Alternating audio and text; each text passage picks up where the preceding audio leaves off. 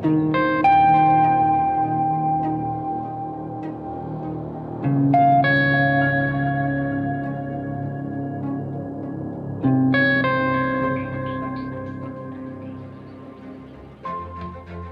are on the front line, and the County of Los Angeles and the city and all of our stakeholders will do everything in our power to protect the public health as well as civil rights of all of our residents.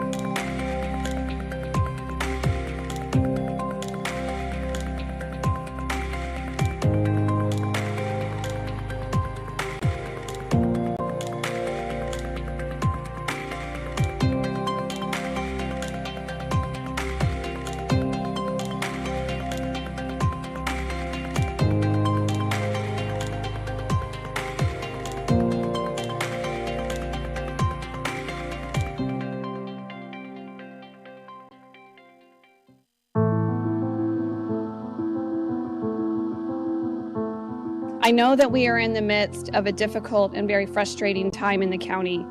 It has been a long and ongoing struggle, I know, for everybody. We are at a critical point, and it will take every single person's effort.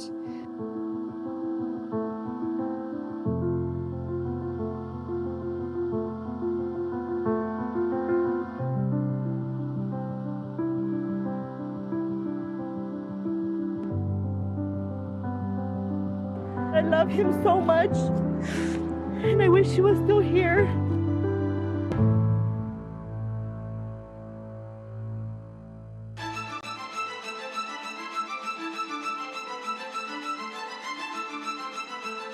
Everyone that's working at a vaccination site is part of an effort to offer vaccine. This is a way of saving lives and creating a path forward for ending the pandemic.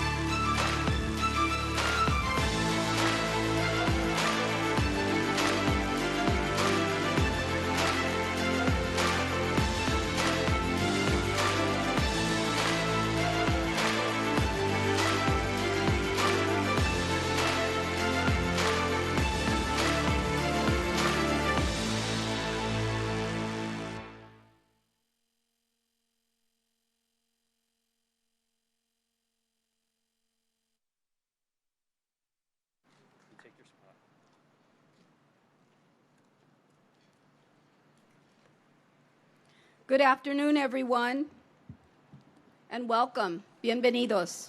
I'm Supervisor Hilda Solis and currently serving as chair of the LA County Board of Supervisors. And at long last, the day that so many of us have been waiting for has finally arrived, the full reopening of Los Angeles County. And we have so many people to be thankful to and for. Today we stand before you at the Music Center, a piece of where we celebrate people and culture through music and art. And while today is certainly a day to commemorate, we also want to take this moment to reflect on what has been a difficult and heartbreaking year and a half.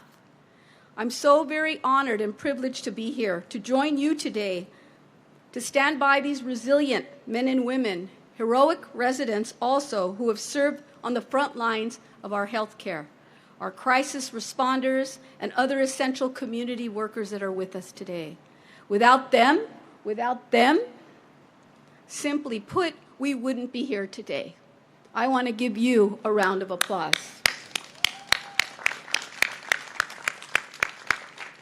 It's been nearly 17 months since the first confirmed COVID-19 case appeared in our county on January 26 of 2020. In almost 15 months to the day, LA County issued its first health order on March 16, 2020, to call on county residents to work together to flatten the curve and save lives. Our county, as you know, and our residents and our businesses and our community partners, we've all been through so much together. And for many, this last year and a half has been filled with fear, anxiety, uncertainty, and loss. And some and many stayed home whenever they could, keeping distance from loved ones in an effort to keep people safe. Businesses and restaurants pivoted to keep their workers and customers safe. Unfortunately, some have not recovered. Houses of worship shifted modes of service. Students, parents, teachers adjusted to new methods of learning. And then there was the devastating health consequences. Over 1.2 million residents tested positive for the virus, and over 1 in 10 county residents was impacted. And tragically, we lost well over 23,000 lives. And in their memory, I'd like for us to take a moment of silence to remember them.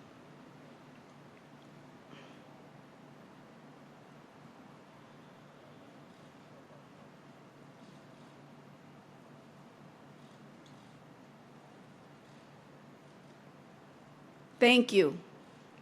Each of these lives represented much more than just a figure or a number. Some were doctors and nurses, custodial workers who selflessly put their lives on the line during the pandemic. Some were our first responders, our firefighters, our EMS workers who responded to COVID-related crisis calls even at homes. Many worked at busy grocery stores and other essential businesses. They didn't have an option, many of them, to stay home, and they had to come to work each day, keeping our county running. Some were residents of nursing homes who were especially devastated by this pandemic. All of them have friends and family who will dearly miss them. And I know many of us are excited for what may lie ahead. But for the loved ones of those we lost, moving forward will not be easy. And on top of that loss, the pandemic laid bare systemic inequities that we now face. Though this pandemic impacted everyone, it didn't affect everyone equally. Our low-income communities of color took the brunt of the health and economic consequences. Throughout this pandemic, Latinx residents have been the most likely to contract and ultimately pass away from this disease. Until very recently, African American Black residents, their caseloads and deaths have also surpassed now the Latino community.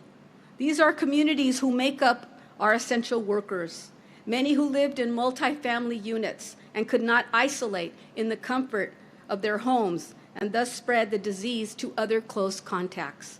And they have suffered from years of underinvestment, lacking access to health care, and living in polluted areas, impacting their overall well-being, resulting in chronic conditions that made them even more vulnerable.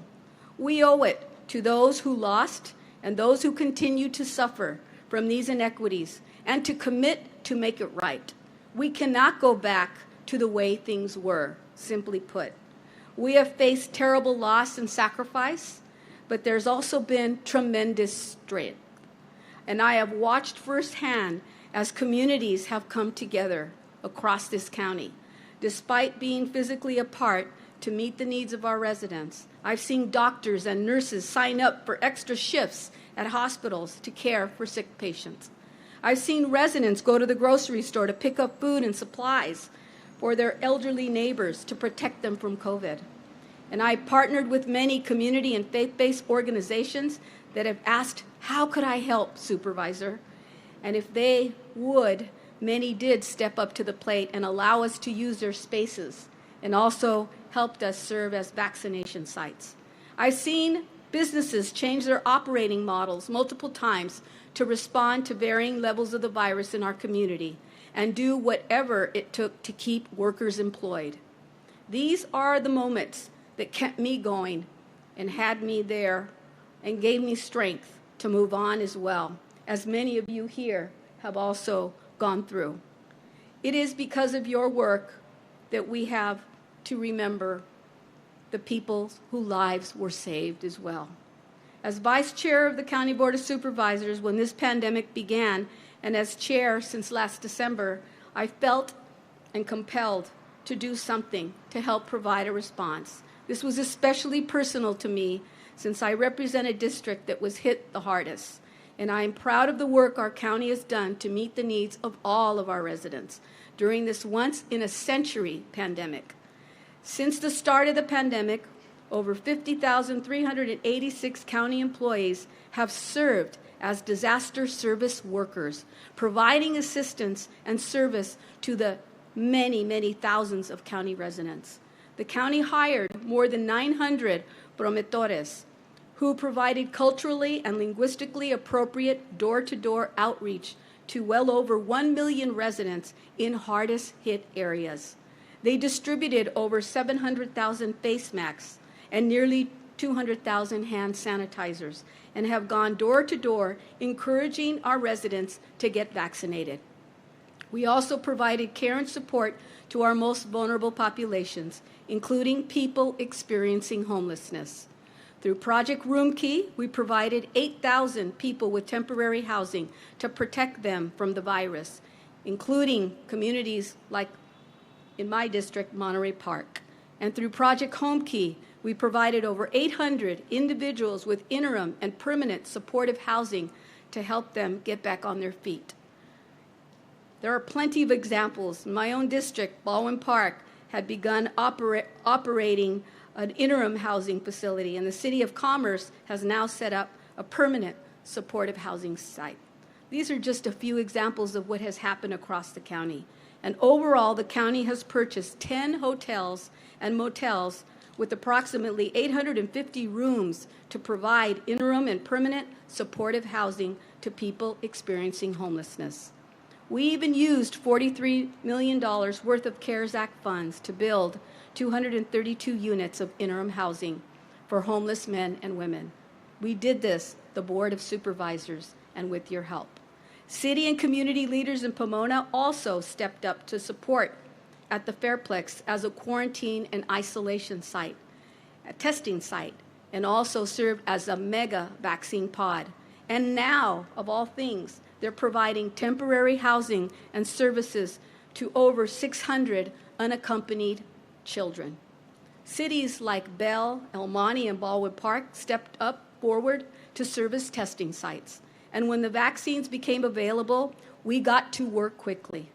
From larger megapods administering thousands of vaccines a day to smaller community sites located in hard-hit communities to mobile units bringing vaccines directly to our residents, we assembled a massive vaccine system in the county. And we thank our departments, the leadership, our Department of Public Health, Dr. Ferrer, Dr. Galley, Health Services, our firefighters, everyone that is here. In the 1st District, we established community vaccination clinics in East Los Angeles, Southeast LA, Baldwin Park, El Monte, just to name a few.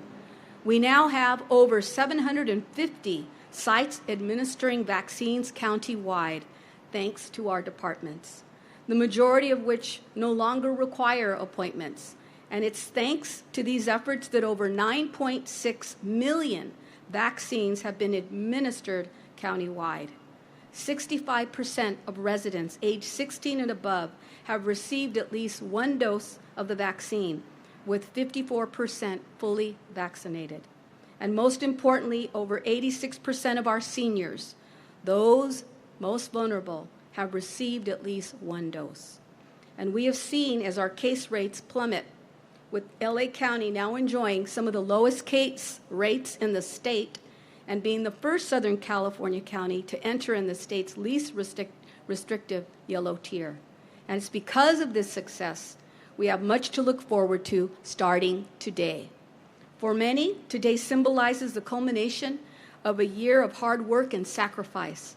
However, I want to remind everyone that even with today's reopening, the pandemic continues, and with that, we must continue our hard work to keep each other safe. At workplaces across the county, masking and distancing are still required until we hear otherwise from the state. And as distancing, capacity, and masking requirements are relaxed in many cases and areas, we still must remember that over 30% of our residents still have not been vaccinated and remain vulnerable. And we begin our new normal. As we begin our new normal, let's keep working together to keep each other safe. There may be some bumps along the road in the weeks to come, and I just ask that we move forward. We continue to show patience and strength and unity, remembering how far we've come. Let us never forget the lessons we've learned from this past year and use them to guide a compassionate and more equitable response. Let's always remember our essential employees, those who risk their own health and well-being to keep us all going during this pandemic. Let's remember our healthcare workers who continuously put their lives on the line to keep us safe. Let us remember our teachers who overnight adapted to an entirely new way of life to keep our students learning. And let's never forget the ones that we've lost. We owe it to their memory to make sure that what we do next is guided by equity, by empathy, and compassion. Thank you. And now I would like to introduce Dr. Barbara Ferrer. She is our Dr. Fauci, Director of the Department of Public Health.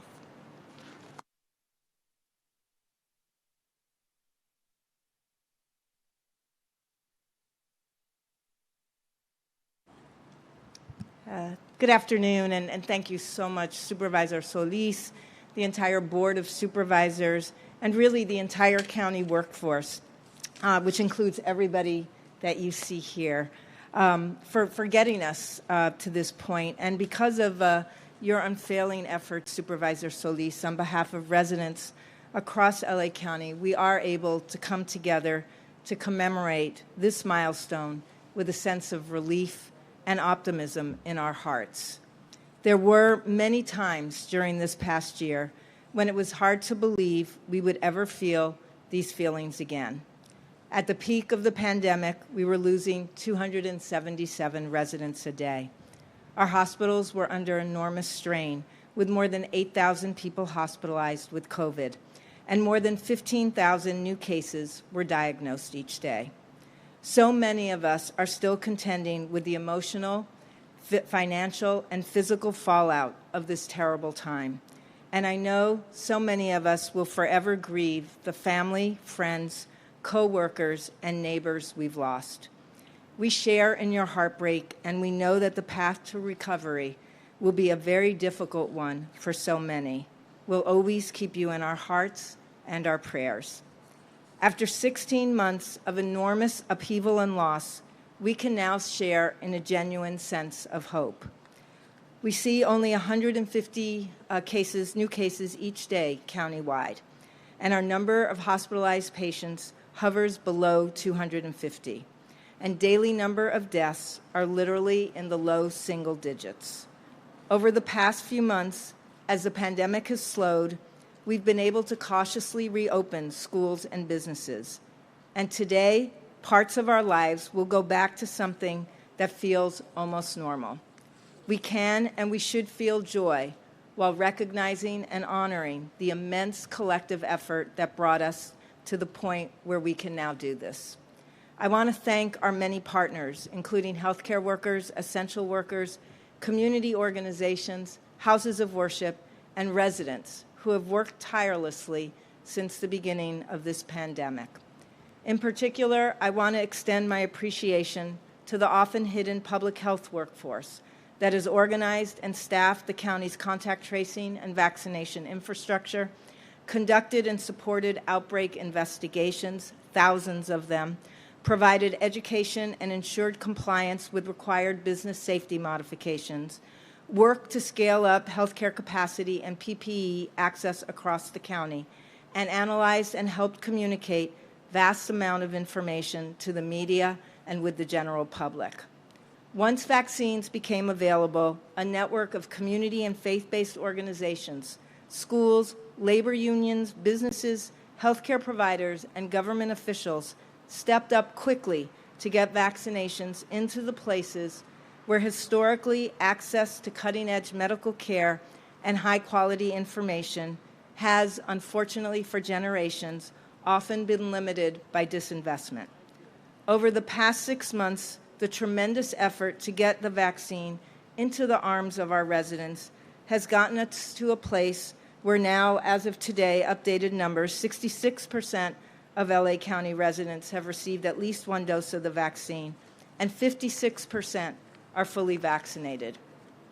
Meanwhile, businesses across a wide range of sectors and educational institutions, from daycares to schools to institutes of higher education, have overhauled completely their safety procedures to prevent transmission of COVID-19. This involved implementing distancing, masking, hand hygiene, and other infection control procedures, which often required a huge amount of work, especially because new knowledge about the coronavirus led to frequent changes in standards and guidance. And over time, as we've shared with you, compliance with the guidance as outlined in health officer orders has improved dramatically, and we now routinely see over 80% or higher compliance with the most important safety measures. And our residents themselves, including many who are essential workers and keep showing up at the job site in order to provide for their families, sometimes at high risk to themselves, and many who are parents who shepherded our youngest generation through enormous educational and social challenges. Our residents showed up and continue to show up to keep each other and our county going. You have met this challenge in ways none of us could have ever prepared for, and we are so proud to be part of this exceptional community. As a result of this collective effort, LA County is in a better place than any other metro area of our size across the entire nation. Each day, on average, there are only 1.5 new cases per 100,000 people diagnosed in the county, and you can compare that with 2.8 cases in the same population in New York City's metro area, 2.9 cases in Chicago, 3.5 cases in Atlanta, 5.3 cases in Houston, and 9.1 cases in Miami. Only 0.4% of COVID tests in our county are positive, again, compared to 0.8% in New York, 1.3% in Chicago, 1.7% in Atlanta, 3.3% in Houston, and 3.7% in Miami. We want to stay in this very good place where we are. As we lift many restrictions today, we need to be mindful that the virus has not become less lethal. If anything, recent mutations have created more infectious and deadly variants potentially capable of causing great devastation. And while vaccination provides powerful protection, many people are not yet vaccinated, including 1.4 million children under the age of 12. There are also areas in our county where vaccination coverage remains low. And even where vaccination coverage is higher, it is not at the level needed to bring us to community immunity. To stay in this good place after we reopen, I ask that we focus on 3 things. First, we need to continue to get vaccines and high-quality information to people who aren't yet vaccinated. To achieve this, we continue partnering with businesses and community-based, faith-based organizations across the entire county. And our mobile vaccination teams will be making nearly 270 visits this week to places where people shop, worship, and gather. Second, unvaccinated people need to remain very careful and wear masks when they're around people outside their household, especially in crowded situations, indoors and out. And given that capacity limits and distancing requirements are lifted in many places, those who are unvaccinated and in close contact with others, including those at work sites, should think about upgrading their masks to a respirator, such as an N95 or KN95. These masks do a much better job protecting the wearer from other people's germs. And third, if anyone does get sick, we need to take the right steps to prevent further spreading the virus. This means getting tested if you have symptoms, staying home, and keeping distance from other people in your households, especially unvaccinated people, if you're ill. And please, we ask that you continue to work with the county's contact tracers so that we can protect others. Before closing, I do want to review the framework for reopening to make sure that we all have accurate information going forward. As of today, as the supervisor noted, workplaces remain under current Cal OSHA standards, which require distancing and masking for all employees. The Cal OSHA Standards Board may vote on proposed modifications to the current standards as early as Thursday, and these standards, according to the governor, could then go into effect very rapidly.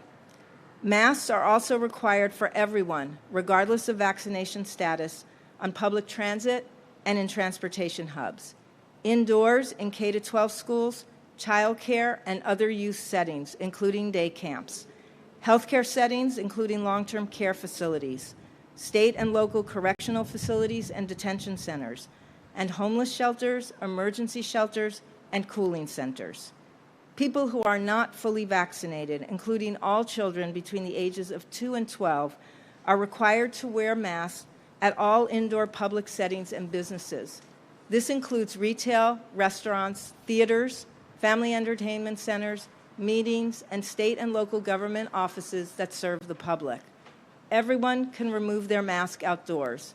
The only exception are people who are not fully vaccinated who are attending large outdoor events. These folks should stay masked.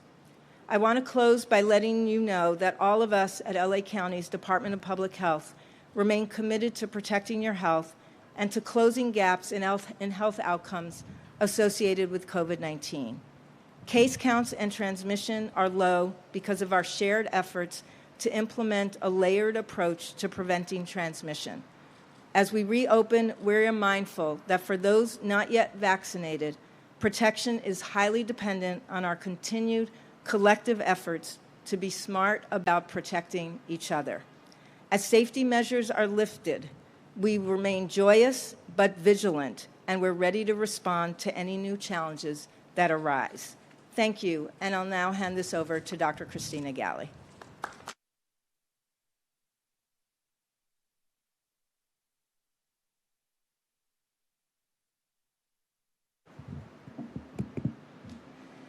Thank you and good afternoon.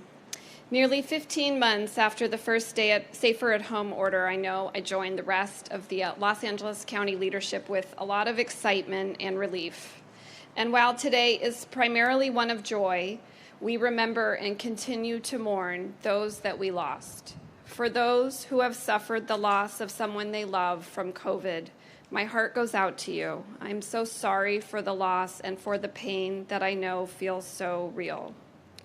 And for those who are still struggling with lingering symptoms of COVID, I wish you a full and complete recovery in the months to come. I want to start with the resounding thank you to all healthcare and public health workers across our county. Los Angeles was one of the hardest hit counties in the nation. Hospitals throughout the county, both public and private, were ravaged by the pandemic. But every day, day in and day out, without fail, our frontline healthcare workforce proved the heroes that they are. And as we celebrate the milestone of reopening, we know it is because of their tireless work ethic, sacrifice, and dedication to the residents and communities of Los Angeles County. And I'm honored to be accompanied by many of them here today who are dedicated county workforce, and I'm so grateful for their service. In particular, I also want to extend a special thank you to the incredible staff that make up the Department of Health Services workforce. Everyone stepped up. It was an all-hands-on-deck approach at the height of the pandemic. Nearly 2,000 doctors who fought to save lives of those struggling from COVID. 8,000 DHS nurses who directly cared for patients, many of whom were reassigned from other areas across our health system. You were truly on the front lines of this pandemic. And for every one of you, there are scores of people who are alive today because of your service. Be very proud of what you have achieved. In healthcare, it takes a village. I also want to acknowledge the other many core team members who help make the work possible. Hundreds upon hundreds of social workers, respiratory therapists, custodial staff, laboratory staff, supply chain, pharmacy. They supported our patients and their families and our staff. They ensured everyone had access to PPE when they needed it, helped to ramp up testing supplies even when it was most difficult, and helped to maintain the morale and wellness of our workforce. For keeping the lights on and the floors clean, and for showing up, especially in the height of the pandemic and in some of those early days when everything that people did was surrounded by fear. Thank you for doing your part to ensure patients and staff received the highest quality service.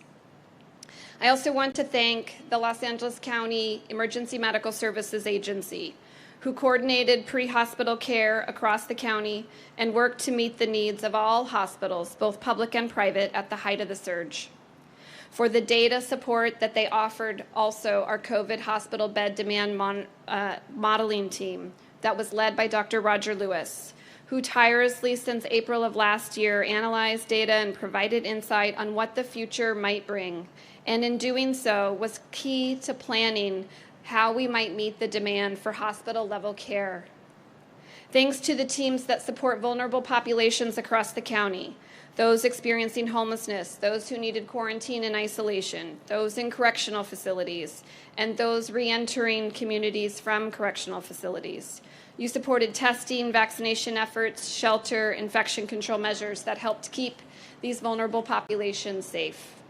And of course, I want to extend my personal thanks to Dr. Ferrer and her entire team at the Department of Public Health, and to Supervisor Solis and the entire Board of Supervisors for their courageous and steady leadership throughout the pandemic, and also to all of our other colleagues across Los Angeles County, from fire to CEO office, to the Office of Emergency Management. There were countless divisions and departments that were involved in ramping up the services that the community benefited from, and I'm very grateful for their work.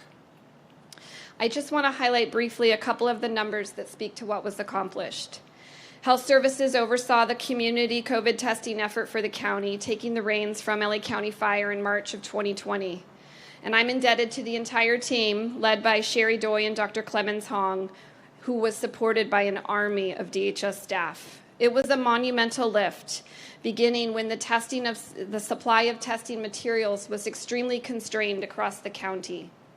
Through their efforts, the county stood up 111 county-supported community testing sites, fixed and pop-up, sites that administered over 2.3 million COVID tests. They worked with community partners, city partners, and the state to stand up an additional 175 other COVID testing sites. And without fail, the testing team put the needs of low-income populations and vulnerable communities first, putting the testing sites where they were most needed, where case rates were high, where test positivity was high, and where access was low. Once the vaccine was available, we also ramped up efforts quickly, even though it coincided with the surge in December, January, and February. DHS has given over 200,000 doses of vaccine. We have fully vaccinated over 22,000 DHS workforce members, over 60,000 DHS impaneled patients. And we have been very focused on our vaccination efforts among our most vulnerable patients. They are disproportionately people of color and those who reside in the lowest quartile communities in the Healthy Places Index. Communities and people that we know have borne the worst of the pandemic, who have served us in vital occupations, who largely weren't able to telework from home and who experienced some of the greatest health disparities and outcomes from the virus. I also want to thank DHS staff in Housing for Health, who vaccinated over 4,000 persons experiencing homelessness, and our staff in Correctional Health Services, who've vaccinated over 7,000 individuals currently in LA County jails and juvenile halls and camps, with efforts that are continuing to encourage individuals in these locations, in jails and on the streets, to receive the vaccine. We also partnered with community-based organizations and faith-based organizations to reach constituents in the hardest-hit communities and to provide them with key resources. We continue to partner with 29 community-based organizations through the Community Equity Fund and 13 faith-based organizations with large congregations comprised of Black, Latinx, and Pacific Islander communities to establish testing sites in local neighborhoods. These CBO and FBO partners have conducted outreach, provided linkages to care, provided resources across communities that are the most impacted by COVID-19. And they've done so in over 13 languages, including indigenous dialects, across every single supervisorial district in the county. In closing, as we look forward, 15 months later from where we started, we should be very proud of where we are as a state and a county. But we cannot look at today as the end of COVID. The virus is still with us. Many individuals still have questions or concerns about the vaccine. And our county's youngest residents, children under 12, don't have an option to be vaccinated yet. Today's reopening is a milestone worth celebrating, but we have to continue our delicate balance moving forward, reopening our workplaces, our businesses, our schools fully in person, but balancing that reopening with caution and care. We can reopen and continue to protect those who are still vulnerable among us. We must do both. If you have not yet been vaccinated, please consider it. Get the facts. Realize what I know you know to be true, that the internet is a mishmash of misinformation, lies, and exaggerations. The facts are that the vaccine is safe, the vaccine is effective, and the danger of not getting vaccinated is very real. And this presents a danger for everyone. The virus can and does mutate, but it can't do that alone. It needs a host, a home, a human body to be able to mutate. It cannot just mutate floating in respiratory droplets in the air. The more people get vaccinated, the safer we will all be from potentially dangerous mutations. If you are the parent of a child 12 years or older, I encourage you to support them in getting vaccinated and help them access fact-based information. My oldest child is now fully vaccinated, and it comes with a huge sense of relief. And as soon as an option is deemed safe by the FDA for my younger children who are still below 12, I will be taking them in for vaccination as well. This is the single best way that as a mother I can protect their health, protect them from devastating illness, even death from COVID, and protect them from the potentially long-lasting sequelae of a virus that often leaves people it infects with debilitating symptoms for months after they have supposedly recovered. Please consider getting vaccinated. Your questions are welcome and your hesitancy is welcome, but please get information from trusted sources. And if you have received the vaccine, tell others about it. Tell your story. Tell people why you chose to be vaccinated. I wish everyone a healthy and safe summer. And now I'm very pleased to welcome back to the podium Chair Hilda Solis for remarks in Spanish. Thank you.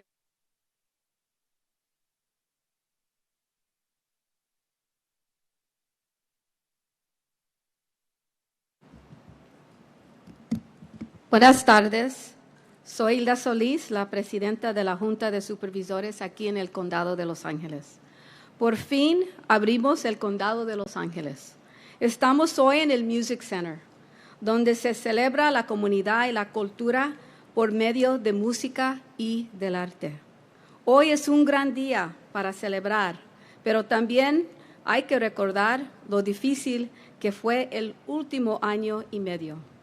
Es un honor de estar con ustedes y estos héroes aquí que están sentados y muchos miles de personas que nos han ayudado, especialmente los trabajadores que dieron su atención crítica.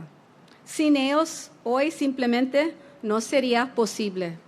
Han pasado casi 17 meses desde el primer caso confirmado aquí de COVID en nuestro condado de Los Ángeles y casi 15 meses desde que el condado de Los Ángeles dio la primera orden de salud con la meta de aplanar la curva y salvar vidas. Nuestro condado, junto a nuestros residentes, empresas, socios, comunitarios, todos hemos pasado por mucho. Fue un año y medio lleno de miedo y dudas. Nos quedamos en casa y practicamos la distancia física para proteger a nuestros seres queridos. Las empresas, los restaurantes, hicieron todo lo posible para proteger sus trabajadores y clientes, pero algunos no han recuperado. Instituciones religiosas cambiaron sus modos de servicio. Estudiantes, padres y maestros se adaptarán a educación de la distancia. Y vimos los efectos del virus en la salud. Más de 1 millón de residentes tuvieron el virus. Es decir, que más de un año, cada uno de 10 residentes que viven aquí en el condado estaban impactados. Perdimos más de 23,000 vidas. Algunos eran nuestros médicos, enfermeras durante la pandemia. Otros eran nuestros bomberos y trabajadores de servicios médicos que iban a los hogares. Muchos trabajaron fuerte en los supermercados y negocios esenciales.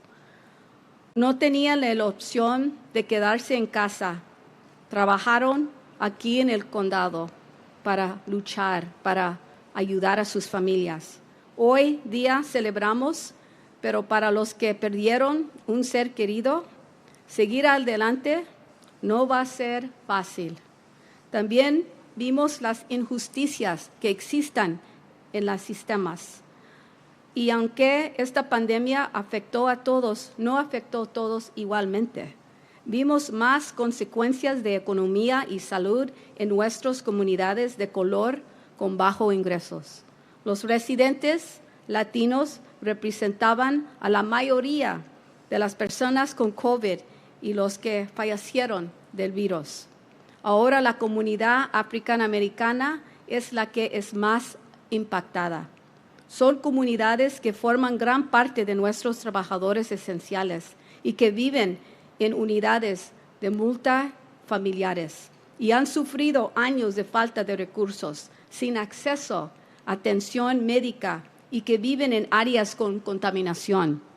Esto lo hace más vulnerable en su salud. No podemos regresar a lo que pasó el año pasado.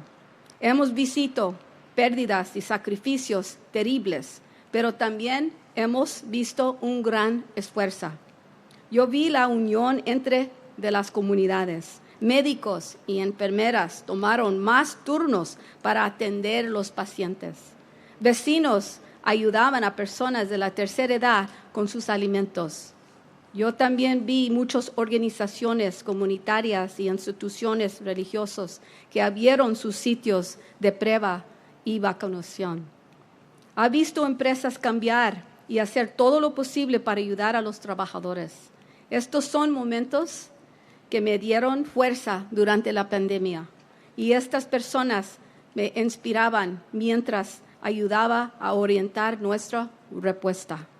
Como vicepresidente de la Junta de Supervisores, cuando comencé en esta pandemia y ahora siendo presidente de la Junta, yo sentí la responsabilidad de cumplir en este momento. Esto fue más personal para mí, ya que represento un distrito que fue muy impactado y estoy orgullosa del trabajo que nuestro condado ha hecho para sacrificar las necesidades de nuestros residentes durante esta pandemia. Contratamos a promotoras y personas para dar apoyo para nuestros vecinos y también abrimos hogares que se llaman Proyecto Room Key y Proyecto Home Key. Y también abrimos sitios de vacunación grandes y pequeños y móviles. Al fin pudimos aplanar la curva y ahora tenemos mucho que esperar. Para muchos, hoy es el fin de esfuerzo y sacrificio, pero quiero recordarles que la pandemia todavía sigue y todavía tenemos que hacer mucho para asegurar nuestras comunidades. En el condado todavía hay que usar mascarillas y mantener la distancia física en los lugares de trabajo hasta que el Estado nos diga el contrario. Debemos recordar que más que 30% de los residentes que viven aquí en el condado no se han vacunado. Les pido, por favor, que sigamos mostrando paciencia y fuerza, recordando que todavía nos queda más trabajo. Y en memoria de los que hemos perdido, debemos de continuar con equidad, empatía y compasión. Muchas gracias. Y ahora me da mucho gusto introducir la directora de Salud Pública, doctora Barbara Ferrer.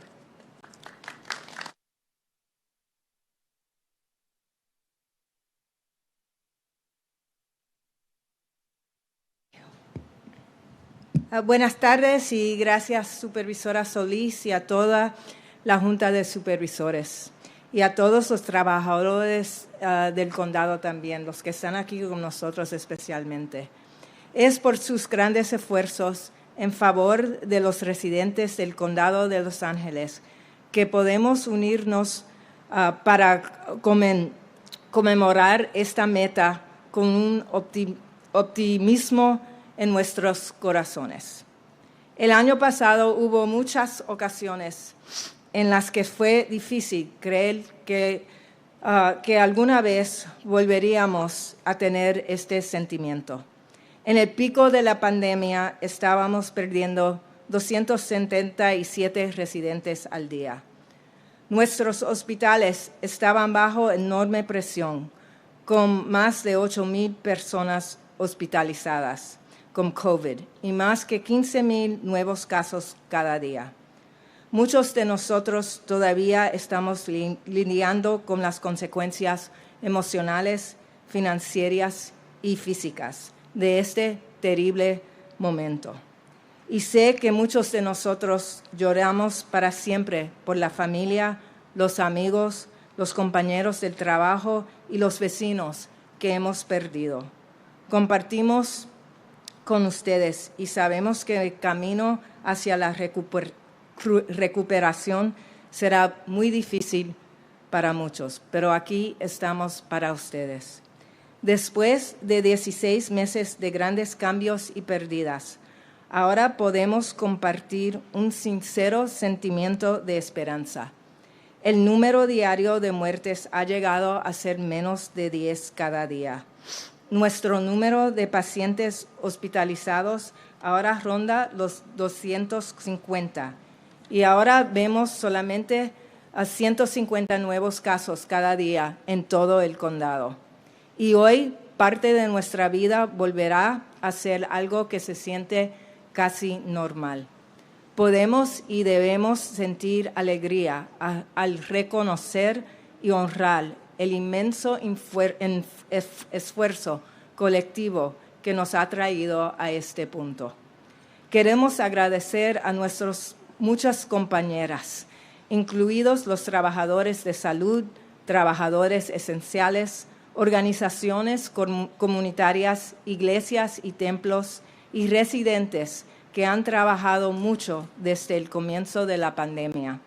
En particular, queremos extender nuestros agradecimientos a la fuerza laboral de salud pública. Una vez que las vacunas estuvieron disponibles, una red de organizaciones comunitarias y religiosas, escuelas, sindicatos, empresas, clínicas y funcionarios del gobierno dio un paso adelante para llevar las vacunas a los lugares que necesitaban más ayuda. Durante los últimos 6 meses, el gran esfuerzo para llevar a la vacuna a los brazos de nuestros residentes nos ha llevado a un lugar donde 66% de los residentes del condado de Los Ángeles han recibido al menos una dosis de vacuna y el 56% están completamente vacunados. Mientras tanto, nuestros propios residentes, nuestros trabajadores esenciales, continuaron yendo a su trabajo para mantener a sus familias, a veces con un alto riesgo para ellos mismos. Ustedes han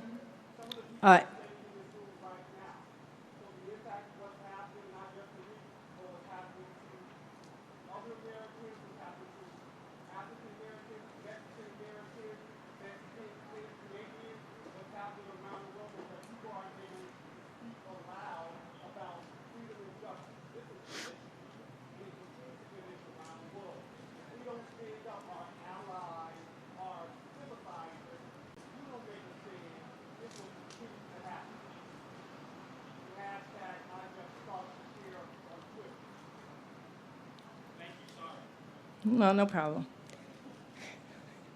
Ustedes todos han enfrentado este desafío en una manera para la que nadie estaba preparado. Y estamos muy orgullosos de ser parte de esta comunidad excepcional. Para quedarnos en este buen lugar después de hoy, tenemos que concentrarnos en 3 cosas.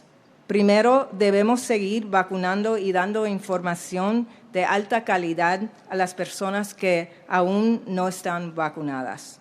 Trabajamos con empresas y organizaciones comunitarias y religiosos en todo el condado, y así nuestros equipos móviles de vacunación han hecho cerca de 270 visitas esta semana a los lugares donde la gente compra, profesa su fe y se reúne. Segundo, personas no vacunadas deben seguir cuidándose y usar mascarillas cuando están cerca de personas fuera de la casa, especialmente en situaciones donde hay mucha gente. Aquellos que no están vacunados y entran en contacto cercano con otros, incluidos los que están en lugar de su trabajo, deben considerar usar un respirador, como un N95 o un KN95. El tercero, si alguno de nosotros se enferma, debemos tomar las medidas correctas para evitar el contagio del virus. Esto significa hacernos la prueba si tenemos síntomas, quedarnos en casa y mantener una distancia de las personas de nuestro hogar, especialmente de las personas que no están vacunadas, y trabajar como el buscador de contactos del condado para ayudar a proteger a los demás. Antes de cerrar, quiero revisar el marco para la reapertura. Hoy los lugares de trabajo permanecen bajo de los estándares actuales de Cal OSHA, los cuales piden todos los empleados que siguen usando la mascarilla y el distanciamiento. La Junta de Normas de Cal OSHA puede votar sobre cambios el jueves y pueden ser adoptados el fin de semana.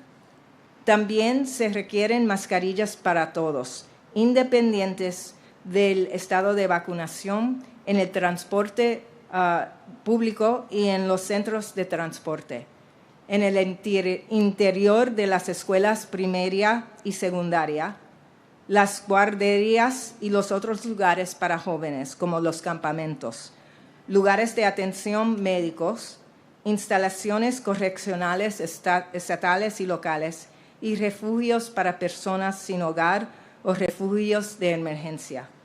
Las personas que no están completamente vacunadas, incluidos todos los niños entre las edades de 2 y 12 años, deben usar mascarillas en el interior de todos los lugares públicos y negocios. Esto incluye tiendas, restaurantes, teatros, reuniones y oficinas del gobierno estatales y locales que atienden al público. Todos pueden quitarse la mascarilla al aire libre. La única excepción son las personas que no están completamente vacunados y que asistan a grandes eventos al aire libre. Ellos deben seguir usando la mascarilla. Quiero terminar informándoles que todos en el Departamento de Salud Pública del Condado de Los Ángeles seguimos comprometidos con la protección de la salud. Al abrir, somos conscientes de que para aquellos que aún no están vacunados, la protección depende en gran medida de nuestros esfuerzos colectivos para ser inteligentes y protegernos unos a otros. Muchas gracias.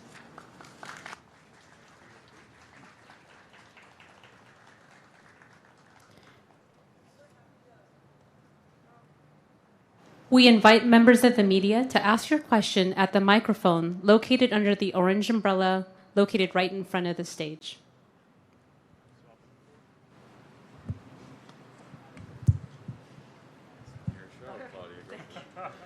Hi, I have a couple of questions. So I think some people are going to be watching what you say and what you do, and the fact that some of the people on stage are wearing masks, others are not. People find it part of this confusing messaging from public health officials. So if you could address that. And also, if you could put the current testing numbers in context, given the number of unvaccinated people that are still out there in LA County, how much of a concern is the drop in testing? And what might trigger restrictions in the future, given where we are now in terms of natural protection and vaccine protection? Obviously, we're going to see some outbreaks, but I'm guessing that's not going to do it. So thank you. Yeah, thanks so much for those questions. Again, it's very nice to see everybody in person. It's been a very long year. So in terms of masking, I think we all have to move forward understanding that everyone has the right to make their independent decision about when and where and if they want to keep their mask on if they're fully vaccinated. And as I've noted before, there are a whole bunch of people who are wearing their masks because their children still need to wear their masks. There are a whole bunch of people who are wearing their masks because even though they're fully vaccinated, their provider has told them that they should keep wearing their masks.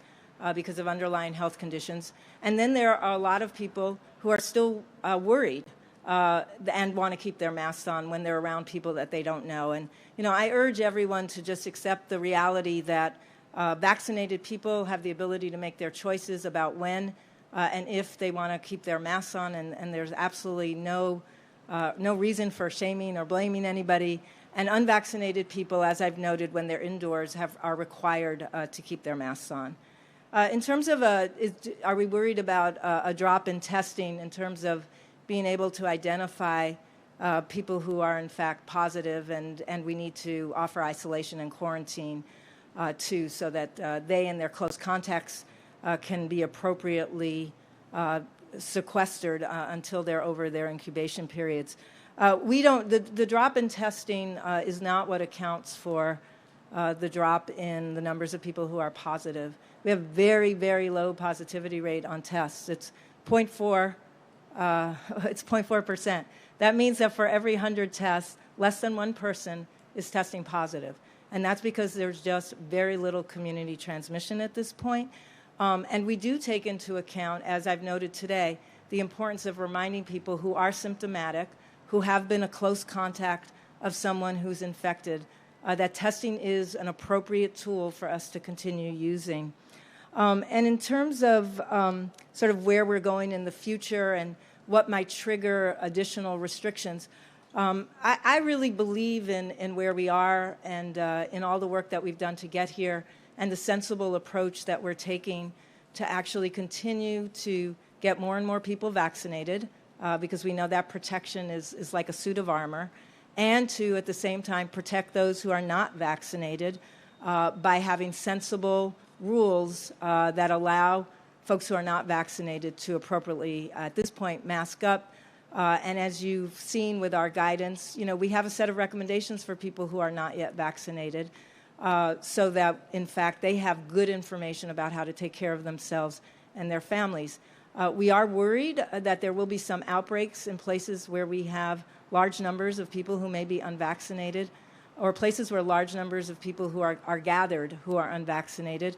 And we're working with all of our large event arenas to make sure that it's very clear about the importance of unvaccinated people when they're around lots of other people for their own safety and for the safety of other unvaccinated people to keep those face coverings on.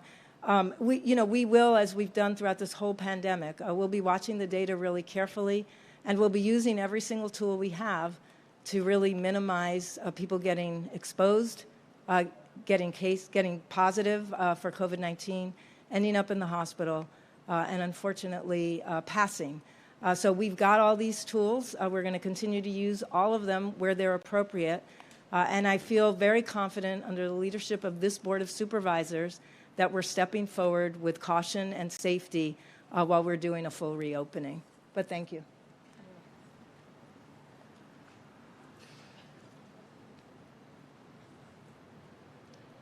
Just to follow up on Claudia's question, because I think part of the way you answered it is it's a personal decision, but obviously, I mean, this is a very choreographed event, and this is a wonderful opportunity for a lot of folks out there who have not been vaccinated and who claim to say, well, there's not really a motivation for me to be vaccinated, to see, okay, well, I can go mask free, and this is a great initiative for me to go ahead and get that vaccination.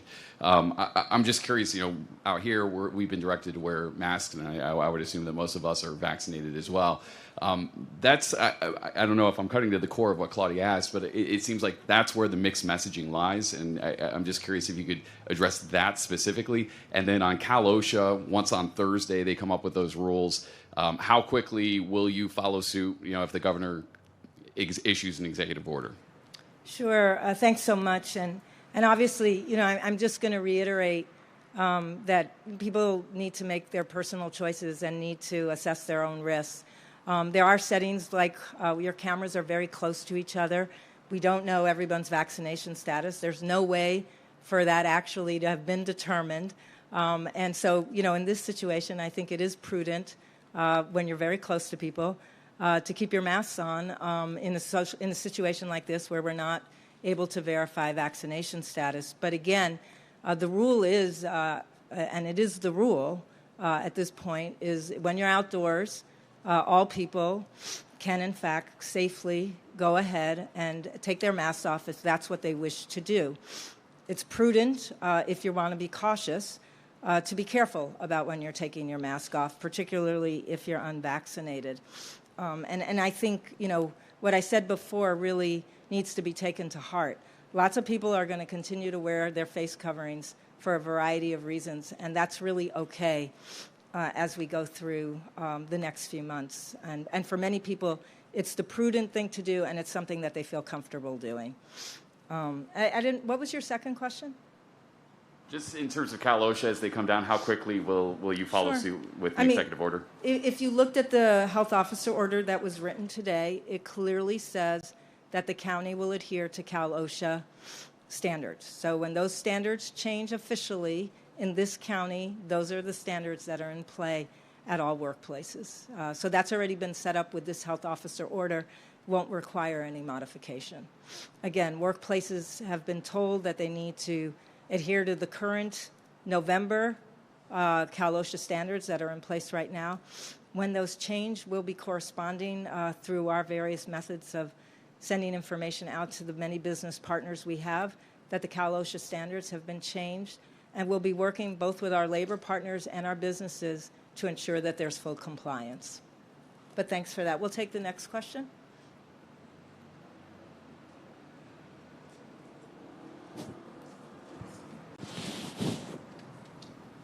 Seeing that there's no additional questions, this concludes our press conference. If you'd like to conduct one-on-one interviews with any of our county's speakers or disaster service workers, they will be available in a few minutes. To our speakers and DSWs on stage, please remain on stage for a brief group photo opportunity. Thank you.